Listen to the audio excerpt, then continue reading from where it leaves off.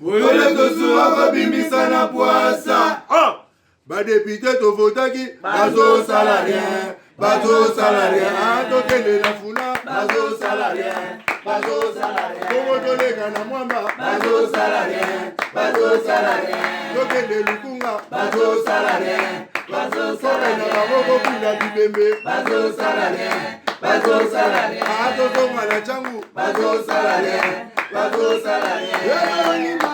Bazo salarien. Bazo salarien. Alakola ni molili. Bazo salarien. Bazo salarien. Ekulu ne paye. Bazo salarien. Bazo salarien. Bala ni ba mama. Bazo salarien. Bazo salarien. Ekola ni wapi. Bazo salarien. Bazo salarien.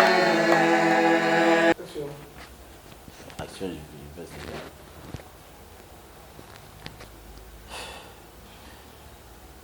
Lelo na Kinshasa, lelo na Congo, ba Kinois na ba Kinoises, ba Congolais na ba Congolaises belé, la plupart baza ba parusi. Tout ça ndeko na biso mambo edoi. Moi na Kingasani donc atekela bato ba ngulu na bandako. Doza na fête ye ayelo ngulu ba. Moso benga na chombo bengi. Donc baza ba chaîne de photo encourager na musala bazo sala, oliaza kuluna, un jeune garçon a intéressé na vraiment ma casse. Et ça quand même bien au lieu que yo mutu. Aux autres éléments politiques, ça fait son polo, 1000 francs, 2000, 3000 francs, pour que non, que tout c'est les stades, pour y avoir un ministre. Voilà un exemple à Doi. Donc, dès qu'on a vu ça, on a Azo Salamoussala n'a bien pour nous survivre et puis qu'on soit à l'ibota naï. Makambo union sacrée boulu et qui est à un niveau encore incroyable. Il semblerait, bah, tu le koibo, à boulu et qui kuna, parce que c'était lui, la personne qui était désignée par le président de la République comme informateur. Pour tenir à la majorité. Après avoir que la majorité, composition au gouvernement, nous sommes les gars et pas moi, Boulou et Kezakuna. Qu'est-ce qui se passe? Déjà, parti politique et Atoine Kizenga, Boulou et Kezali. Il faut pas ça, il faut pas ça poste ministère et pas ya Nangambu ya Mayobo, ya Batoa des bonhommes. Il semblerait et que Nangambu ya ba dribbler bango, ba comprendre comment ba dribbler bango et que Nangambu ya Batoa ya limeti. De ça la passe. Donc, FCC, on dirait les ananou. Les autres soit pas, on a eu grâce à la présidente nationale de la Ligue des femmes, il y a parti politique, il y a Basile Olongo. Tu relever la tout sauf rien. Maman Boni, maman présidente nationale Boni. Mala mon découpon. Qui m'est allé? Qui m'est allé Nangoli en Zambie. Ah, ok. Vous avez au moins prête les lots pour tout sur la bien. Pour la tourne à la question, tout n'a pas sauf rien. Libre, ceux qui n'ont pas c'est qui n'ont prête. Très bien. Boni parti politique na bino. Ah, parti politique na biso za kitoko. Eza penda kitoko, eza na santé à malamu, santé à malonga. G26. G26 pesa kitoko. Eza kitoko makase. Eza nini? CNP. Te CNP za iloko mususu G26 pesa iloko. CNP pesa eza kitoko. Eza kitoko. Basile Olongo pesa bien. Makase. Yepe toyogi bato bele ba kepa banganga mikolo ba makasu. Makasu bangadia dia belé si na wenze pour na koluka comment il faut ba bima ministre Basile Paké kuna te ye mikolo yo mabolongo na ende komi mwindo boyebi Basile azali mwana nzambe tango nyonso azalaka kaka na consultation na nzambe na ye mikolo ba na bible kutu balobi oyo asimbi nganga na ye asimba makasi oyo asimba biblia makasi donc soko ozali na bonganga ya nzambe te oza na owa na mususu osimbi makasi olobi yango yo moko ke makasu nyonso na wenze sili banganga mikolo baza na musala nzambe pe mikolo aza na musala makasu esili memba bolongo pe ya Basile papa tosalaka politique mpo na nini oyo osalaka politique mpo otikala kaka bobetelaka baninga maboko te tosalaka politique mpo toconquérir pouvoir sika wande ezali ntango oyo tozosala course ya koconquérir pouvoir baposte il faut biso pe tosimba mpe nzambe na biso makasi donc baya banganga basimbi banganga biso pe tosimbi ka nzambe bikolo tozodembele ka boye oyebi eloko lobi wana monsieur bandi bien obeti eloko moya bien olobi basala politique te po tobetela baninga maboko c'est de même aussi ndenge ndeko mbika ya lobaki ke mutu nyonso asala politique asalaka toujours pour conquérir le pouvoir. Mais après avoir conquérir le pouvoir, Madame la Présidente, tout le monde a le Congo sur va conquérir le pouvoir, babosani peuple. Et pas na bino na Basile Olongo lobby, nzambe na yebi nzambe bazili olongo te yoka muto yebi nzambe na ye. Est-ce que Mbalo vraiment beaucoup de peuple na première place? Le peuple on a besoin de souffrir trop. Tala. Ceux qui ezali na ba politiciens au bachaka peuple na première place. Ceux bazami balé na Congo. Basile la deuxième peut-être si pas premier. Liboso za Kabila. Te liboso peut-être za président Félix po na koloba ke président Félix achaka peuple liboso po anine ayoka ki kolela ya peuple. O baloba ki tolingi mariage contre nature te yepe a salaki divorce. Yami balé ezali olongo Basile. O bayebi Basile olongo. Uta zalaka journaliste. Et puis, le numéro ne changera pas. Ngai Nazali, à part cause la présidente de la Ligue des femmes à Basile et à parti PSSD, Nazali secrétaire particulière à Basile. Mais au Royaume, ça a été que au benga téléphone à Basile, aux ouanga mbalaboni na téléphone. Yemo kwa yambaka. Ata petit peuple à bengi à yambaka yemo ko servir. Ata mon assirage. Ah, oyo nyoso zani na numéro na ye. D'ailleurs, numéro ne to bomba ngote, net ba kondimuso zalaka. Mutabungisa numéro na ye abengi collaborateur na yo nazana posa okuta na mokoni o te mokoni biso to kabaka numéro ya Basile kwa tozuka ba nguba na matanga donc ye azali penza po na ye mikolo na mikolo peuple azala toujours na avant plan so tant bazo déjà ba batumso bakomi ko tripoter ndenge batumso bakendaki na consultation kutana tambo konzambo basololaki répartition de salemaki mais bakomi ko tchana bolueki ça pose maintenant un problème donc ils ont le même phénomène des équipes à Kabila il y a un des sous na union sacrée. Bon je pense que na union sacrée mokonzambo kaza averti omoni maka oui aza averti moi makambo ezaki na FCC FCC Kabila zalaki lokola na okikoloba omoni pese bache na kati ya mulangi wana Kabila bakangeli na kati ya mulangi donc kaka mutoyo aza a mesure a kofongola bouchonda a ko accéder na pese wana soso okiko zala zo converter soso wana mais azo doda boy akokota te mutu soki na lobi bongo za pona koloba nini Kabila bakomisaki lokwa mythe moko boy na baye bazaki pembeni na ye mutu ko ya boy na FCC ayisi na lobi autorité morale à lobby bosa la boy OK lokola bino nyonso bakutana pe na autorité morale papa okotuna wapi okoboya ndenge nini or sikoye pas autorité morale qui dit non on s'est réunis on a décidé ce qui suit pour notre survie ou bien pour notre intérêt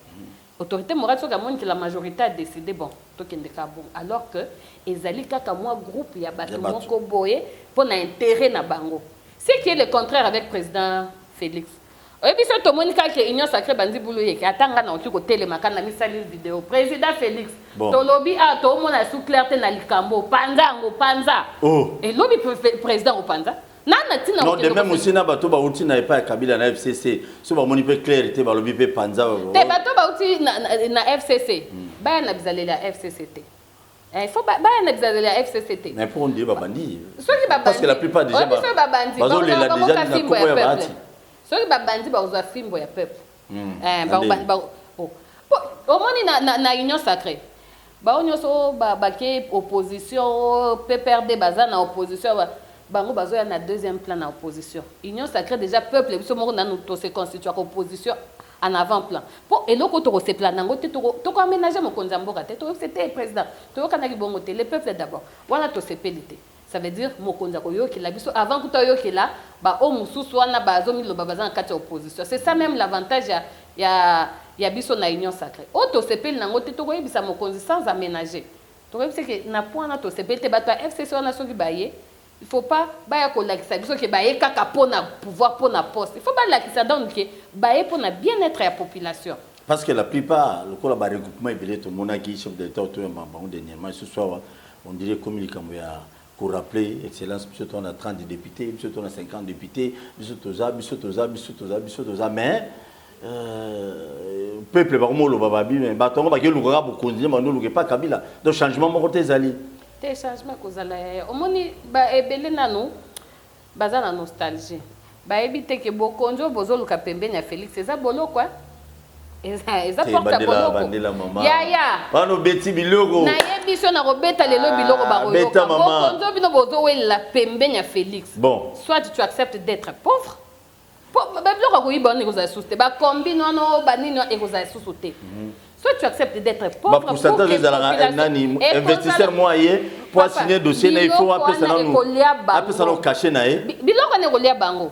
Donc erozo ya pembeni ya Félix Tshisekedi okoregiento lobi nzambe fana tika na ngata député simple oli na ke doluka ki ministre yango na komi donc ministre na Congo ezokoma ngai kalate kalate na et puis na fiche d'adhésion biso na PSSD tozo proposer oyo premier ministre azondi makala mingi te oyo na biso batu okomona nde ba ko se résilier ko za ba ministre na gouvernement. Qu'est-ce qu'on affiche à moi d'aller expliquer biso non et vous appelez bino bana besoin on est bo bengi bozu majorité mais bozo benga na bango directement parce que fiche wana bino bozo loba bon fiche wana contenant non des années pour to contenant musindo pesa biloko mama pour fiche wana en fait nous avons quelques députés mususu bazana bino union sacrée botena nga mususu ba loba nanga ki Paul hebi babul basilo longo abanda wana il faut que fatigue biso travailler calmement donc travailler calmement donc au moins Basile mais contenir fiche ngana na yebi ngote c'est là na ofongolo le contenir fiche Basile batu bamona ke kaka liboma to stop pexé ko ba moko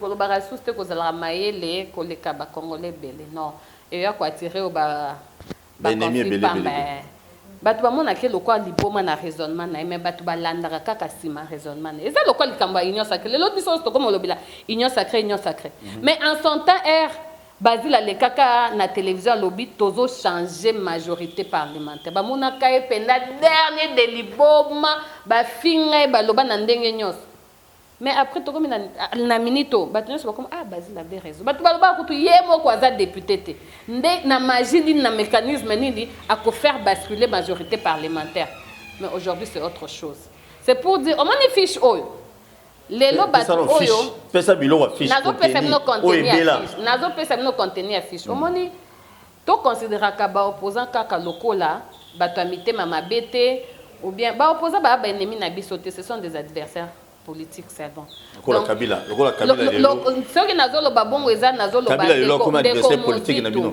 ndeko muzitu un problème ezate ndeko muzitu nazo mona ndeko muzitu alekaki ya lobby avec le budget de 6 milliards sur combien de dollars wana déjà presque 90% ya budget ezokende na ba salaire ya ba fonctionnaire na ba fonctionnement ya ba cabinet politique tout comment est-ce que les Congolais toko arriver ya ko matisa vie sociale à ba Congolais na budget wana biso na mais qu'est-ce que nous pouvons faire pour être les lo budget na biso eko mamunene topé mboka na biso eko kako décoller lobby yango biso to proposer ki fiche lobby na nga fiche wana ezo lobadili na fiche na biso to lobby boye mutu nyoso oyo avant babimisa gouvernement OK liste yo lobby wa bazo welela ba poste nini on peut retenir quelques noms mais avant ba publier ba kombo na bebe ndeko Paul Yaka yo tozo peso ministère à finance to yo tozo peso ministère ya santé mais il faut signaler biso fiche fiche lobby nini dans les 6 mois qui suivent investissement ya gouvernement oyo ngai ndeko Paul na lobby nazali capable ya ko apporter au moins 400 millions de dollars na budget de l'État donc naza capable ya ko mobiliser financement extérieur pour ya ko vimbisa budget na biso soki na sali yango te dans les 6 mois oyo ezali kolanda investissement ya gouvernement batianga na makala d'abord de 1 balongolanga na gouvernement dans 6 mois ko tu sais ceux qui olingi atteindre objectif songolo to pakala il faut se fixer ba limite dans le temps et dans l'espace ça veut dire pour na eloko boy na période telle il faut na sala déjà eloko boy ceux qui na comme na période on a se fixer que na sala eloko il faut que je me remette en cause donc ceux qui 6 mois ne kokinga na koki ko mobiliser 400 millions de dollars c'est un exemple qu'on donne il appartient au premier ministre de fixer vraiment dans tel domaine minimum il y a apport il y a justement c'est ce que j'ai dit il appartient maintenant au premier ministre ça c'est une proposition bisotozo lo bema yenda kotala na secteur boye ministre il y a secteur oyo minimum oyo akoki ko apporter na période oyo eza autant ba sinise yo ceux qui na memi yango dans les 6 mois té ya liboso bolongo linga na gouvernement si après avoir kolongolanga na gouvernement botianga na makala 3 mois ceux qui n'a bimi makala 3 mois bozongi sanga na village natal na biso bato beli babota mo ne à Kinshasa onga aza mwana kin mwana na kin ayibi ata ipa bakunda mukolo ya tata na ete et vous allez occasion ya ba ministre belé bayeba OK monsieur Paul et puis oyebinine c'est intéressant très intéressant matière maman très intéressant pour la minute na ba population za na ba mboka kuna ko banda ko zela biso na tournoi. Pour moi, on appelle ministre. Ministre, mais ça va revendre dans le courant. Na Kinshasa, bazong c'est na mboka. Nous va climatiser, nous climatiser. Pas moins de 18 mois. Na ebiso azana pas moins de 18 mois na mboka. Il faut que nous revendre dans. Ce que ça mouké 18 mois. Tu peux aller au-delà de 18 mois. Au Kolobani, moi groupe, il faut na même. C'est que population même environnante. Et on va profiter de la commande éclairage. J'attends moi télévision, ba panneau, les bandes au bandeau, la bango ba écran, j'ai ba comme on t'a l'appelé ndekopol. Na télévision. Au moins, il y a avantage à la population. Donc, si pas moins de 18 mois aux zones qui n'ont pas. Et il faut même aller jusqu'au loin. Que ce que Sali Bongo, ton parti a par exemple tout le long du mandat et au Etikali a reçu qu'on présenter ta candidature sous le gouvernement parce que vous avez brûlé par l'incompétence. Mais qu'on postule, oui, mais. Non, ça veut dire que mon indenge ndeko mukonzambo ka Félix Tshisekedi Atikali na 4 ans pour organiser l'élection sous Swana. Quoi?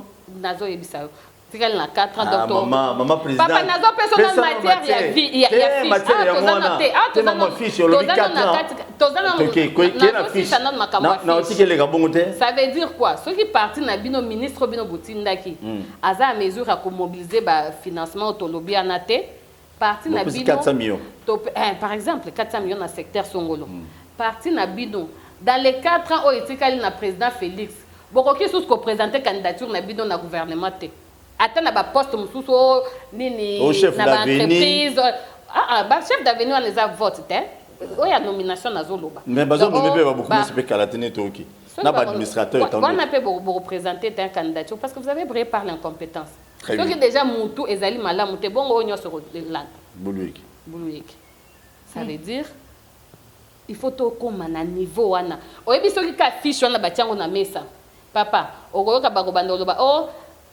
manque encore 10 ministres. Tu comme le parti botinda mutumsus. Oh parti o tebiso na minute to na mutotinda te. Bon ça va partir sous batinda. Ko wele na auto za ko wele na. On a ezali moyen moko te boluki a ko se carte na bato o bauti na FCCT. Oh, toi tu veux me dire que bato bauti na FCC baza capable ya ko mobiliser ba recette na to lo baté. Ils sont capables non? Pas capable. Ceux qui ndeko oyazalaki conseiller président Joseph en matière de corruption. Comme les profs nous ont lobambi. À lobaki que autant de milliards ils ont coulé na ba poche ya bato. Au lieu et quota na budget à l'État. Ça veut dire même pas l'apport extérieur. Kaka ils ont na ba secteur au kaka na kata mboka na biso tokoki ko sala ke nini recette budget ya mboka esa ni emat papa yo aussi yo ki banda babandi ko kanga ba dossier de détournement aussi yo ki muta détournement a détourné $500 000. Ezala likolo ba milliard na ba milliard ça veut dire tous ces milliards là mis ensemble et ko vimi sa budget à l'état et toi tu penses que bata o ba outi FCC baza à mesure à mobiliser te baza à mesure à mobiliser to pesi chance na batunyo so pour que budget na biso nde emata o wi ke utolo belo mo boya na collection te utolo ba président Félix a na 4 ans. Oui, 4 ans pour na élection ça veut dire ah tu as 2000 combien 2021. 2021. Na février. Na février. Donc 2021 vous êtes content ça veut dire peut-être oui, c'est après 2025 nous devons organiser les autres élections. Papa, on a besoin de glisser même pas qu'on glisser. Oui. Même pas qu'on glisser. Moi je veux dire ministre il y a finance l'actuel, il y a gouvernement démissionnaire. Il est de quelle obédience? Il est du FCC. Oui. OK. Ministre il y a finance il y a gouvernement passé. FCC. Alors, est-ce que ministre à finance actuel na oya leka ba oki ko yebisa biso ya bazoti ka caisse à l'état batiki combien ba tina mpandi pona ba élection. Mais la fois passée ba lobi batiki la qui président Félix ça ngai na président Félix te awa tozana te nazo ba bango bato ba bimaki ba batiki na caisse à l'état il faut pas ba na caisse à l'état ceux qui 100 milliards il faut pas ba preuve.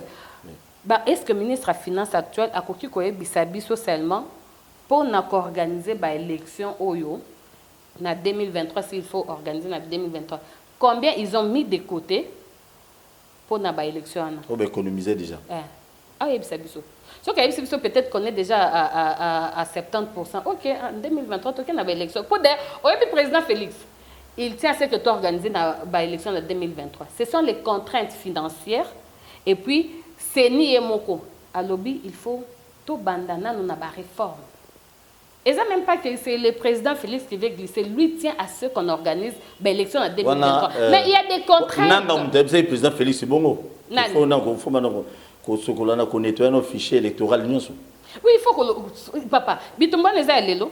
Bitumba fichier électoral n'est pas l'élo. C'est pour une fois. Tu as un président ou un yo qui la makambazo si tu te proposé ceux qui ndangande ko nangaza congolais loko la biso a proposé bité mokonzi pour organiser ba élection oyo ils allaient bien tout ça na moins de conflits après les élections na monia photo ça la bonne de bonnes fois je crois que biso ba congolais to ko applaudir to ko ba président to sala o bazo pesa en tant qu'expert de konanga so ki apeso nini likanisiwa neza mabete maman présidente oui okosate mutuno na tuno na okosate ndeko Paul okosate na okosate abi okosate na mbaki ndeko moi jeune moi PPRD à lobby Joseph Kabila a fabriqué ba millionnaire na PPRD. Est-ce que lelo oyo format makamundingi tozokindi président Félix Souka mandat na a ko fabriquer pe ba millionnaire te le moment peuple baza pauvre pasi nzala souffrance à Mambutu na Kinshasa tona mwa banzela makadam moko mais na l'intérieur n'en parlons même pas nzela kuta malungu za raté mais Kabila tiki ba millionnaire na ngamune ya PPRD wana ba jeune na PPRD batolo ngato souate président Félix atiki biso ba millionnaire na famille na été na entourage na été oyebi président Félix alobaki que avant s'il sa ba mandat nae il faut être au moins 5 milliardaires na Congo 5 milliardaires. Oui, ok, Kabila Tiki est belé dans PPRD. Tiki est millionnaire et belé dans PPRD, mais le président lobby 5 na Congo. 5 au moins 5 milliardaires na Congo. Et bon, si on sort de Sangisi, na PPRD. Ndekopol, au moni na kati ya Congo. Yo lobby nanga ko est-ce que kana famille na été. Famille ya président Joseph, baza pe ba congolais. Ceux qui mutazo sala. Ba congolais. Oui, baza ba congolais. Ba vrai congolais. Ce sont des vrais congolais. Joseph Kabila vrai congolais. Na lobby boy. Na lobby na yo président Tshisekedi a lobby akotika 5 milliardaires na Congo. Yo otuninga mutuno lobby akotika bandeko nenga na lobby na bandeko ne baza ba congolais. Si parmi les 5 milliardaires tu recomptes ba congolais où est bandeko ya président Félix où est le mal mais que ça soit dans la légalité. Ezala na kati ya koyiba te, ezala na kati ya magouille te lelo to komi komona il y avait une concurrence déloyale dans le marché à vivre frais parce qu'il y avait une société qui ne payait pas les taxes de l'État. Oyo, ezalaki société égale muto abungi yango azalite. Oyo ezalaki côté ka. Ba kanyango na boma, su boma so matasu wapi. Papa balobi na bango ka ba futa taxe. Vous comprenez ba futa taxe. Bon ba kanga pona ni biso to na posa ba société ekota esala nini? Orgama nezonga. Papa bon soki biso nyonso tozali kosomba par exemple un piodi na mboka bapaya tosombi carton na $10 ngaka mama Karine na komi na frontière to na komi na l'état ya Congo awa na pesi ba taxe makam nyonso donc na ba taxe na prix d'achat nyonso esalinga $15 na ye na Kinshasa na tche nanga piodi nanga par exemple $16 na gagné ata $1 à likolo yonde ko Paul osombi nanga Thomson elongo na $10 o futi taxe te oye otien piodi na $13 tope otiango na $15 nga na tche na $16 au moins que concurrence c'est ça déloyale. Oui, c'est ça déloyale parce que toi tu ne payes pas les taxes de l'État nga nazali ko futa taxe naza ko landela $1 mais yo zali ko futa taxe te oza ko landela $4 pe otie $1 de moins pour que ba congolais ba kosa na kende ko pola te kaka na nini mais ceux qui to landi ndeko pola na se ya futa ka ba taxe tate au moins isika bango ba format ki ba millionnaire na ngambo moko kaka président Félix R alobi ko former ba millionnaire abi na Congo mobimba oya ko uta Beni oya ko uta Butembo oya ko uta Tanganyika. Ce sont des Congolais. Pour lui, il veut dire un pays riche aux habitants pauvres. Il faut au moins, quand on compte les milliardaires dans le monde, qui est même 5 Congolais, ça fera la fierté de notre pays. Ah, merci beaucoup, maman Karine. G26. Ils ont promis qu'ils n'ont pas de Congolais. Mabino, déjà, tu es Premier ministre à Mabino, je crois. Oui, et tu es le Premier ministre à Mabino. Ah, on a souligné G26 ezali groupe il y a des députés oyo na yoka ki olobi na ebandelike bulu yeke koti na union sacrée batu ya palu ngambo ya limité ngambo ya debonom bon frustration toutefois na union sacrée za partout et le quoi nande na nina bete la CT omoni par exemple biso G26 tozali lisanga o esangisi ba député ya ba parti ebele ba mususu ya palu bazali oyo ya PPRD bazali oyo ya ako bazali pona nini na lobi bongo siko awa il faut pas que formateur ya gouvernement azali kopesa gâteau aloba kaka palu na pesi bino palu il faut ayeba est-ce que palu eza na bomoko palu eza déjà sui na parce que lelo na koyebisa oke omoni ba député na biso ya G26 ezali ba député ya yambo oyo tango batu bazali komona Basil Olongo Liboma azali na député azali yemoko député te mais na mécanisme nini akoki ko majorité ata ko parti na biso PSSD tozana député moko national o tobenga ka mwana likinda ndeko René Ochudi bat o wana baindambu ya PPRD baindambu ya palu baindambu yako bandimaki ko accompagner kondima likanisi ya mwana mboka Basile tango ba mususu même peut-être ba chef ya ba regroupement na bango to ya ba parti na bango bazaki nan ko hésiter bango ba mibwaka ki na mai batu ya bien avant nde o basangani basali likita o ebengi G26 siko na ba o wana ezali bazali pe na part na bango parce que mokonzi ya mboka ayambaka bango lokola palute ayambaka bango lokola PPRD te ayambaka bango lokola akote ayambaka bango lokola G26 ils ont été consultés na mokonzi ya mboka informateur lokola ayambaki bango je crois que ezo continuer ti formateur akoyamba bango c'est que G26 eza penda dans les bons santé nango eza malamu bazo émerger kitoko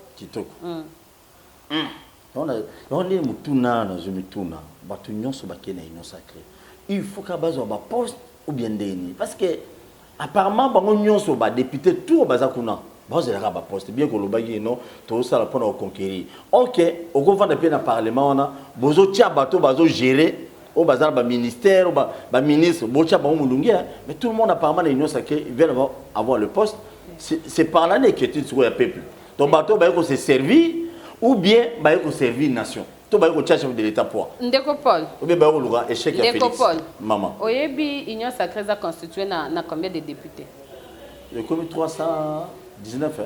391 députés déjà oui donc PP na mukeka bon ezali ya kowangana to ça kuto exercice wana oyebi mukolo ya vote ya bureau définitif ya nini ya bureau ya assemblée ngana lobaki moko wana soki couvre feu ba okanganga na olala na ngata palais du peuple nazaki bande bandelitique kino suka to salaki moi exercice ya koyeba est-ce que majorité yango ya 300 soki ya 993 députés eza ya solo parce que 399 députés 93 députés le président Mbosso était élu avec 389 députés comme président.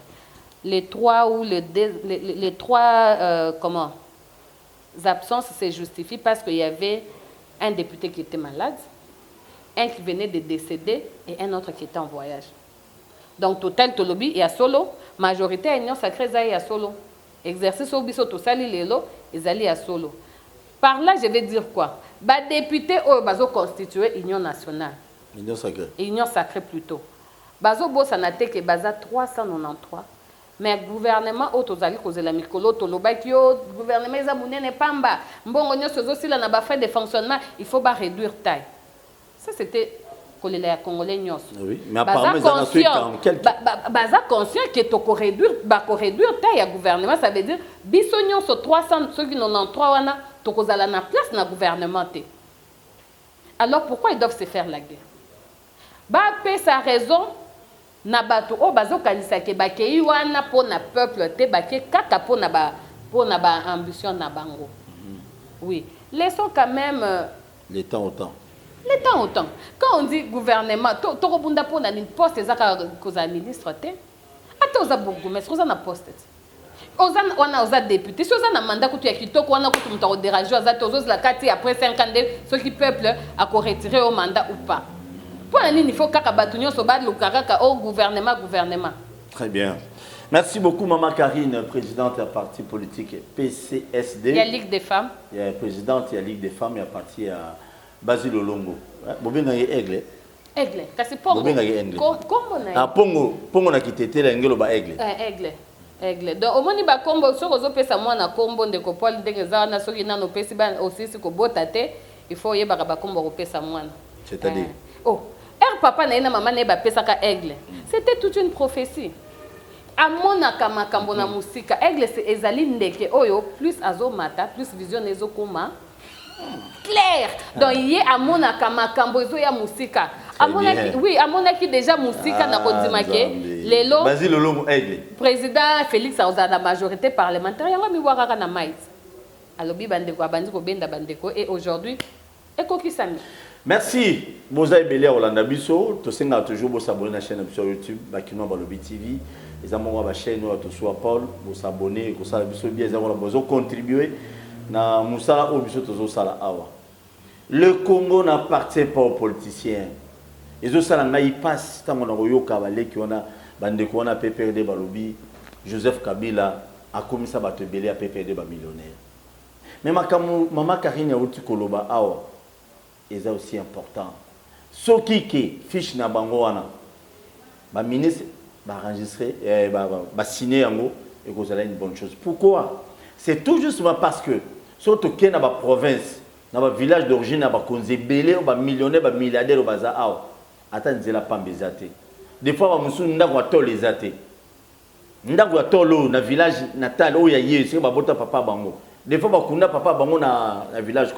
Mais à ça, Pierre Tombal, il y a des gens qui ont des parents complexe. Il y a des politiciens congolais.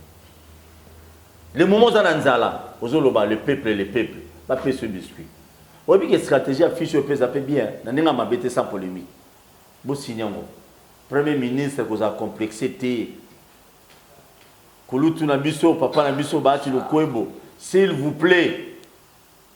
Bon, mais ma boulou est que vous avez une FCC, dans ma union sacrée. Ça s'est dit, comme on nous entend à il semblerait que Bati le Kouebo, il nous a fait au moulin, il y a boulou et que. Comment il y a pour le gouvernement, il y a une union sacrée. Il semblerait, je n'en fais pas. Je n'ai pas tourné dans ma vocabulaire. C'est quand même très important. Maman Karine. Oui, papa. Nambarabasi n'a pas, mais il y a un bio. Il y a un petit bilo, et Béli maintenant, il y a bien. Maman Karine, dans tout ça. Ce qui, bien sûr, fiche Nabino est quand même importante. Il faut signer. Le Premier ministre a la complexité à nommer, pour nommer. Au quoi il peuple congolais, Bino fiche, on a déjà acquis. Ce Premier ministre a dit qu'il signer en Kitoko. Mais le peuple congolais, ça l'a dit, ce ministre Songola, ça l'a bien. Est-ce que ce qui est ministre a signé fiche, il y a un petit peu il faut pression, peuple, pas le Premier ministre pression. Non, ça veut dire arrangement politique. Ça veut dire quoi? Tokokoma na souka ya année. Il faut Premier ministre ya l'accès au peuple que par rapport il y a objectif oyo to s'assigner qui na gouvernement. Alors il y a un programme na ba oyo to benga ka ba représenter le peuple terre pour aya ko talisa programme na ye ba ko ba investir ye bandi ma programme na ye. Mais il faut aya lisusu ko ça la biso compte que par rapport à ba objectif oyo to s'assigner qui on a parlement. Na parlement ka sinde bisika peuple biso to yo kara muto to tindaki ba député pamba. C'est ça pour que nous représenter, parce que pour que nous puissions nous Congolais, tous en Premier ministre, talaka na classe de makele les ala. Boto atata lobi na stade de Marti Toroyo kaete. Ya boto pour na ki 500 députés na bakende, Premier ministre akoya. Premier ministre loba pe lingala. Te alobaka. Alobaka lingala. Yo so kenda na micro. Te yo so kenda na micro. Na toni yo ndeko ko. Yo kenda ki na micro na otandre e olobse lingala lobete. Kabila loba lingala te mais to rappeler déjà fois loba lingala. Alobaka lingala papa. Donc pour dire que pour te yogi sika Pépé Lunkama lobi lingala te de pas bimi. Faut yo kenda au sana émission te soko sengi. Nebi mamuna loba. Très bien. Ko distraire regarder na lobby awa Premier ministre akozonga koloba na biso. On s'est assigné des objectifs na secteur tel tout le monde que tu atteindre na secteur tel toza na niveau ya boye et biso to juger so tout le monde que mais na secteur par exemple la éducation ndeni ba grève ezo continuer kaka bana bazakara kozonga ndako awa déjà to perdre kama tana ba coronavirus awa etikali biso mwa mutango oyo mais tozo mona ba grève ezo continuer c'est que ministre ya enseignement national ou bien nini azako sala malamu te ndeko premier ministre to sengi fiche wana ezali mais aux autres ozela nini pona ko appliquer ça c'est on est dans le peuple c'est quoi pas le peuple faut pas tchara épée pour pour la musagaye to na izo biso ke na union sacrée eza ya ko senga te biso moto za kali sur likolo alisu to mon secteur mais courant na maya wana congolais penda babenga mbokeleng ba nommé kaka premier ministre lelo lobi na tangi na ba réseau courant na mai passe ça mai fucking te boti kana a koti na no anniversaire to pesa nanu ndeko samata ina ne pongo to banda ko déclarer courant na mai soki ko bonga te parce que yepa ko coincer bango oyebi auti ko zala ba nommé azaki chômeur te azaki DG AG Camille mais na biso ke ba travers AG Camille baleli pour azali moko azongisa espoir na AG Camille oyebi papa AG Camille soko zo pesa ye kaka fufu na le 15 na le 20 ya mais nini premier ministre ya azaki DG AG Camille na mwangonga muki asalaki na AG Camille salaire na bango ezongi nan kofuta ma régulièrement moi fufu wana babandaki kozwa bakataki bango ezongi na yebiso ke bande kwa AG Camille baza kolela bena koyebisa bango bolela tepo et akobanda kotalela bino pe susu boye loka bazilo longo oui tango ndeko Karina lobi makambo ya AG Camille nazo interpeller conscience na chef de l'état ikambo ya miba société ya munene tikana kasa oriental eza bawewa société ya munene o kabila tikeli biso na kasa oriental eza bawewa eza pena ba entreprise na ba société muso minene eza ba province mususu au des fois régime ya kabila boma pour ba créer ba entreprise na bango chef de l'état luka quand même côté wana botombo longo quand même et ça la bien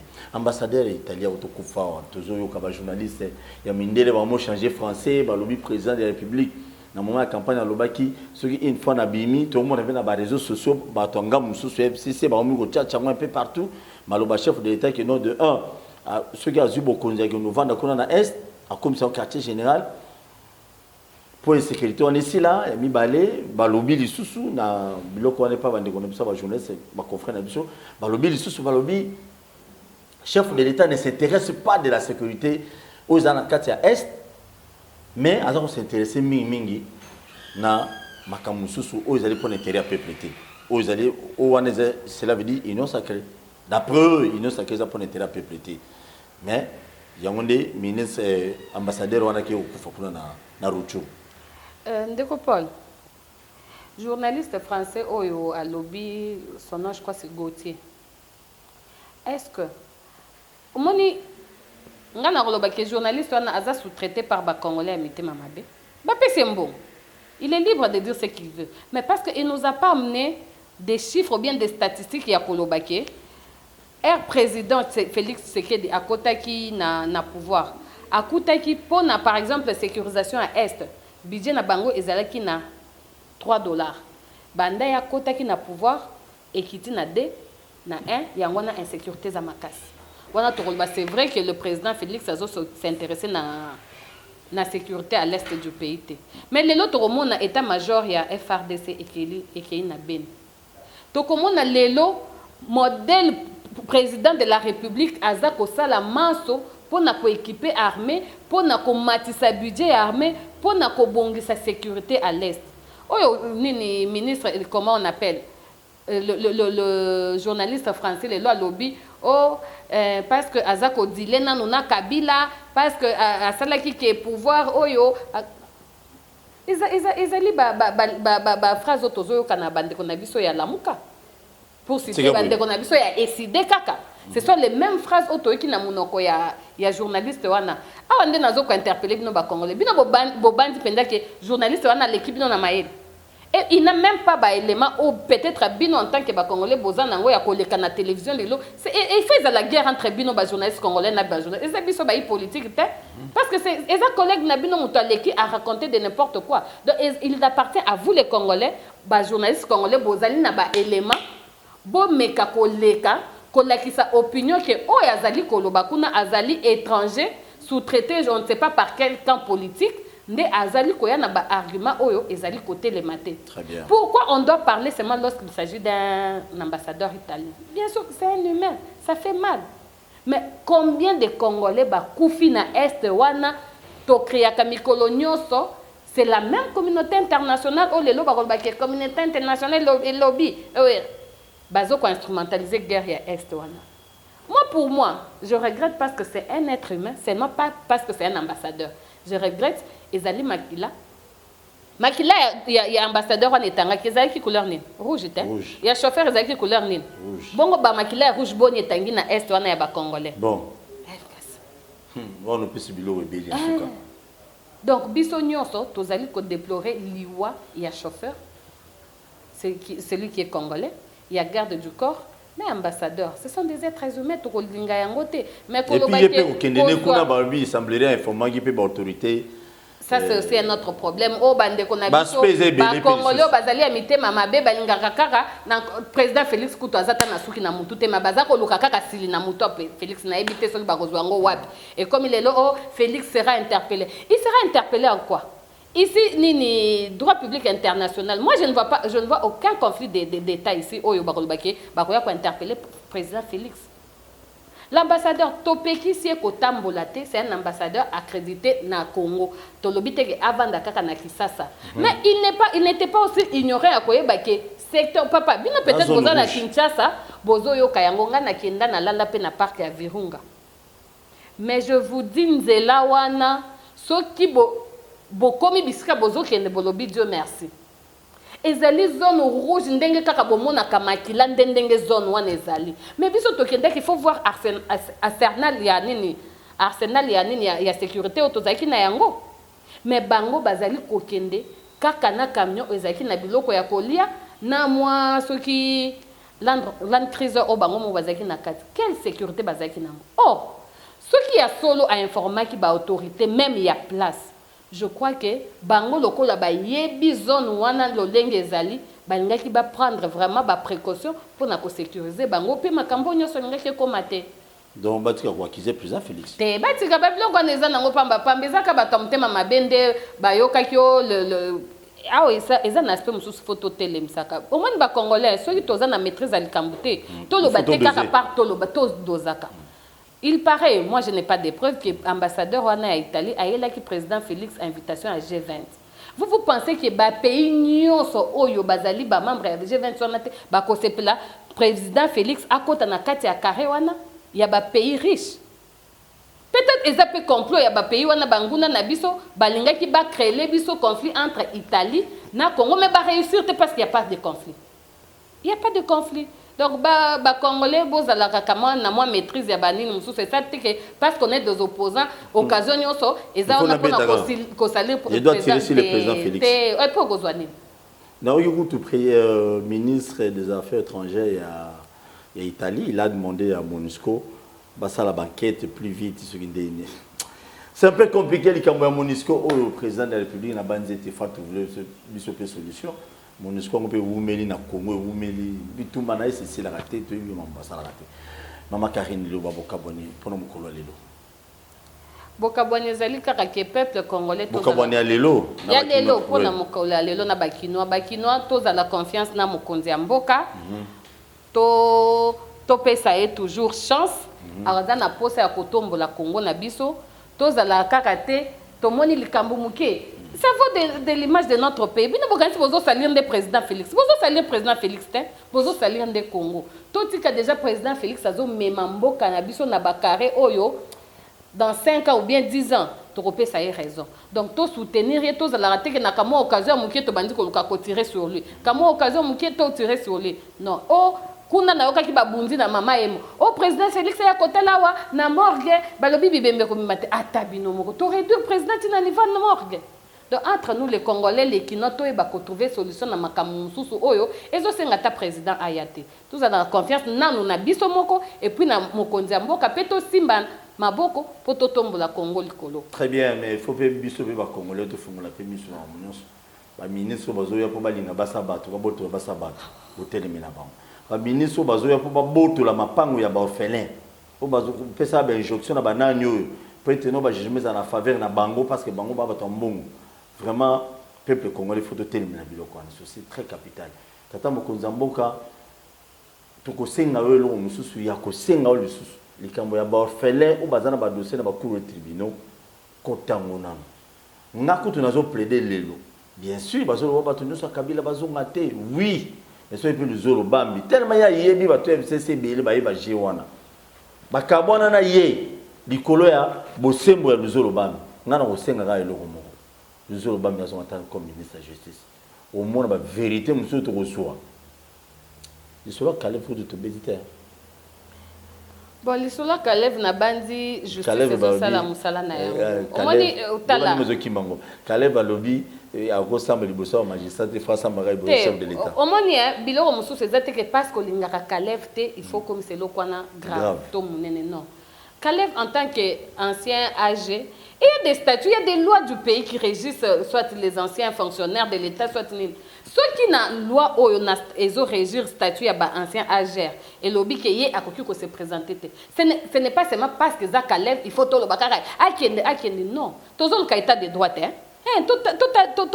C'est l'homme Mibeko, et lobby ni ceux qui lobby qui akende. Oui, akende parce que ça congolais. Ceux qui Mibeko lobby qui akende té. Et l'homme sous la nganda baksa lobby mokonzi mboka par rapport à ba orphelin. Oyebi nazaki mwana mke maman nangaza policière hein. Maman nangaza ki na Tikapa. À l'époque azo ça na Tikapa lobby criminalité comme qui makas na Tikapa.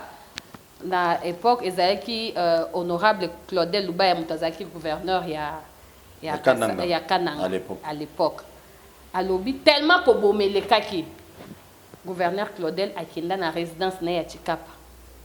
A fongola portail à lobby lelo protocole les até garde les até je reçois population. Avanda boy à lobby na solo la population na yoka parce que criminalité eleki. Portail zaki polele basali mulongo oye a tchekitine wana binomi bale. Bosolo libokie bosolo oyebi eza na koka moko muto yaki kopesa gouverneur Claudel plan ya ba criminel ayebi nanda kuna bango bisika bakendaka ya bazoka bolambongo tout ça et on avait mis la main sur ces criminels là et s'il le paie si la répète koboma pe si la ko ezaki ya koboma kokoti la si la capé pourquoi parce que à cela qui sans protocole ceux qui président de la République un jour à copé sakata ba congolais occasion wana si pas le premier ministre ya kolobaki na yoka non je vous dis que makambo ebele ata na beni wana parce que na beni tokendaki na beni batireur de ficelle baza awa na Kinshasa okoka ko le coupeur de route ba côté kuna mobulu ceux qui bobengi bo approcher bango oh non on a tozo za na Kinshasa lo ça veut dire batu bayebani soki mokonzi na mboka donc bazilo long comme ça là qui intervient au ministère intérieur wana aibi mamwebele ya olobi yango très bien merci beaucoup na binotu bolandi biso tokutani mukolo ya lobby na invité mususu to soit Paul votre humble serviteur na pesi merci na ba chaîne partenaire bolexia Paul to soit moi ba chaîne ebele merci na bande ko na biso nyonso diaspora na banzete être combattant c'est bien bon boya to bundawa boya to bundande awa na Congo parce que surtout to bundanga na musika to finga na ba vidéo na ba YouTube na ba nini to ko solution te talanga tiseke da zai moko na ba biso na ba ndaba batu to ebele te ba bazilo longo na point banan mais to cause na muke mais ce bino pe boye to bunda to longa parce que n'oublions pas pour que président Félix a reçu il faut banana ndenga lo ba yemo déboulonner mais pour nous longola ba système ba tona ba kunda ki ba kisi de part et d'autre pendant 18 ans et ali palango ba te faut un Saint-Esprit permanent auto soit lo baki Palu et Panzani espoir des athènes éviter l'union sakena na bima ministre na compte Palu on a évité son ngambo Basile ou ba yeki na ngambo Basile ba bima te bango ba bima na compte ya G26 Palu rezo Willy na lobby G26 te biso doit na Willy maquillage te G26 ezali ko englober ba partie belé tezana so parlo bino bozana ngoza ya ngambo ya te toza na ngambo ya de bonhomme te toza na ngambo pe alimité te tozali na député o individuellement azaki ya palu lo palu ezaki nan ko hésiter bazali ko landa mot d'ordre kinga kati bango ba boyaki ba ye na ngambo do bazali na G26. Merci beaucoup Falou Bokia. La bouche autorisée à PC matière. Maman Karine n'a pas merci. Nous allons répondre à l'invitation. Tout le temps, nous avons invité Moussoussou. Le besoin de Moussoussou le président national basé le Longo. Vous avez l'oreille de souder. Te na pesi na ngai kaka mbote na lobby président biso tozaka na simba na yo. Toza ko continuer kaka ko sunga yo kozonga simate toza wana kaka. Toza force na yo. Biso to base arrière. Hier azokende biso tozolanda. Azokende biso tozolanda na sim. Malem tozokoma. Merci beaucoup ceux qui nous ont sungi na union sacrée, ceux qui bati lukwebo asololi bien, Basile Longa bozo appelle ministre. Ba représenter ministère intérieur. Il y a yemi mo belé aso opesi moto asika, moto de DPS. Moto di koto. Opesi moto de pérenne Kabila ministère intérieur. Est-ce qu'il connaît le président Félix? Ça reste à vérifier. Merci de t'écouter un lobby, l'invité comme d'habitude. Merci Madame Karine une fois de plus. Merci. Tu peux ça dans la Covid. Bien que Covid, on va bien mais merci beaucoup. Merci. Na Congo to telema to lobela mboka Wole to suwa ko bimisa na poasa. Ba député to votaki bazo salarié. To kende la funa bazo salarié. Congo to lega na mwamba bazo salarié. To kende lukunga bazo salarié. Na baboko kuna bibembe bazo salarié. Zonga na changu bazo salarié.